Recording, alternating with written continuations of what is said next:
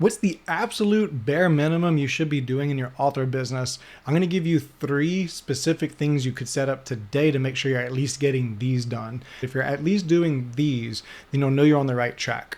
I'm Seth Norse, I'm a CPA, and I work with indie authors to help them earn higher profits, pay less taxes, and write more books. If you've been following along, you'll know that I'm just getting used to doing YouTube. Thanks for being here.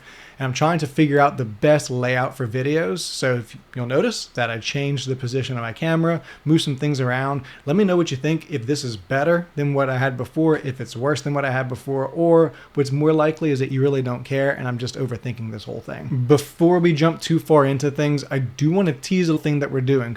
Jessica, my wife, and I are starting something soon. I'm really excited about it. If you haven't joined the newsletter, click the link in the description to do that. You're going to want to be on the lookout for what's coming up because it's going to be good. Now, back to the stuff. So bare minimum, what should you be doing? At a bare minimum, you need to have a separate business bank account from your personal bank account. Now, I follow the Profit First system, which means I actually have multiple business bank accounts.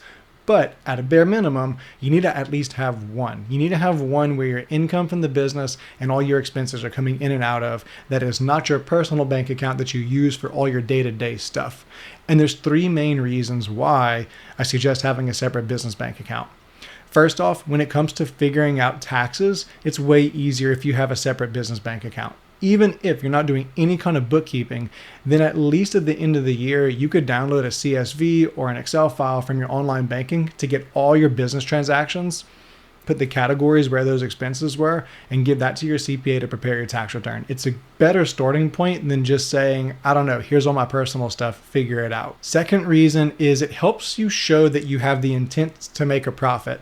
The reason that's important is that the IRS could challenge your business and claim that it's a hobby. If the IRS says that your business is a hobby, then you'll be limited on what deductions you can take, if any. So you'll pay more taxes because the income from a hobby is still taxable. If the IRS ever does challenge your business and say it's a hobby, you just have to show the intent to make a profit, even if you didn't make a profit. There's a few things you can do to show intent, but one of those things is having a separate business bank account.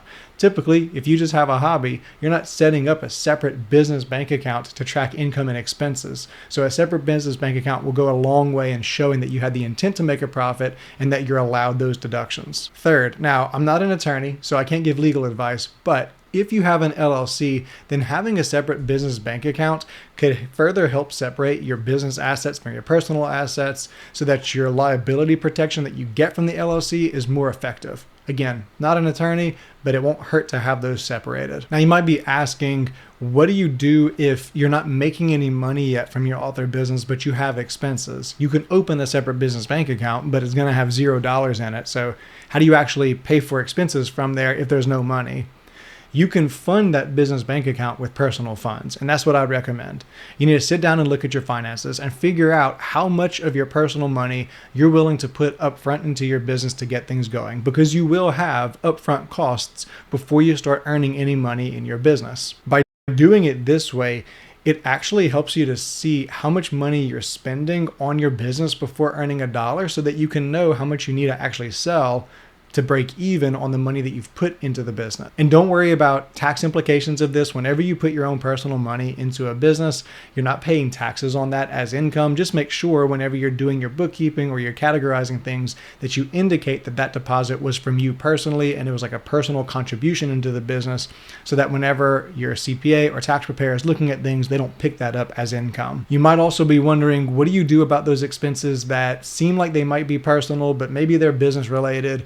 Do you pay those out of the business account? Do you keep paying those out of the personal account? What would those even look like? Things like your home office expenses, vehicle expenses, basically anything that you were paying for before starting your business that now you're using for business purposes, I usually recommend to continue paying for those out of your personal account. Home expenses, personal account. Vehicle expenses, personal account. Other things that you may have been paying for personally but could now possibly be business expenses, I would continue paying for those out of your personal account. We can always pull those into your business as a business expense using certain methods, but it's easier to do that if it's already in your personal account and you're just tracking it there, rather than if you're paying for those things out of your business and having to figure out how to isolate just the business portion of those expenses. The second bare minimum thing you need to be doing in your author business is you absolutely need to be setting aside money for taxes. Here's how I do it. I actually set up a separate bank account, separate from my business bank account, separate from my personal bank account, and I nickname it taxes. And every month I look at the deposits that came in and I put 15% of that into my tax bank account. That way, throughout the year, I'm saving money for taxes and I'm ready whenever I file my tax return to pay those if I owe anything. If I end up setting aside more than I need to, then instead of having to beg the IRS to get my money back, then I give myself a refund. A couple of questions you might have about this. First, your tax rate's higher than 15%, so why are we only setting aside 15%? The reason is because we're setting aside 15% of your total revenue from the business before any expenses are considered, but your taxes are calculated on your net income from the business after expenses are subtracted. So instead of having you try to figure out what your actual taxable income is month to month when you may not be sure what's deductible and what's not, it's easier to just take an average percentage that we found has worked in most cases and take that off of the gross income. So if you bring in $10,000 before any other expenses, set aside 15% of that for taxes or $1,500 and actually transfer it to that tax bank account. And the next thing you might be asking is, do I need to be making quarterly tax payments and do I just give the government that 15%? The answer is it depends. If you're just starting out and you typically haven't owed any taxes from year to year, you get a refund, or if you owe just a little bit in taxes, then you're probably okay not making quarterly estimates. Once you get to a certain level of taxes owed, the government will want to see that you're making those quarterly estimates throughout the year so that you're not having to pay everything all in one lump sum in April. And if you don't make those quarterly estimates, they could add a penalty to how much you owe. If you're worried about it, definitely check with your CPA or check with me to see if you should be making quarterly estimates. But again, if you're getting a refund every year, you may be okay not making quarterly estimates at all. And what is the third thing you should be doing in your author business? You should be checking your cash balance daily. Simply just log into your online banking, check to see how much cash you have, and then get out of it. Doing this on a regular basis is going to help you figure out kind of the pulse of your business and how much money you have in the account at different times of the month.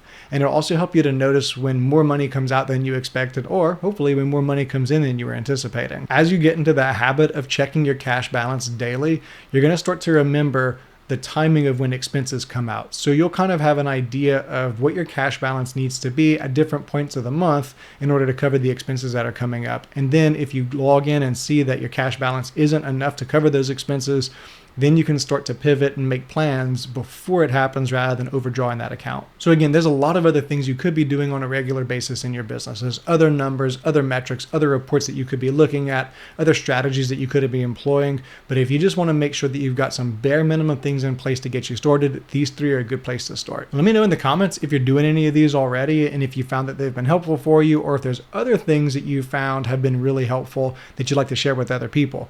I'm hoping that on the next video we do, I can actually get my wife Jessica in here and we can have more of a conversation about her author business and what's worked and what hasn't worked. And if you haven't done it already, check out the newsletter link in the comments or in the description and get signed up for that so that you'll know about the latest news. And I'll see you next time.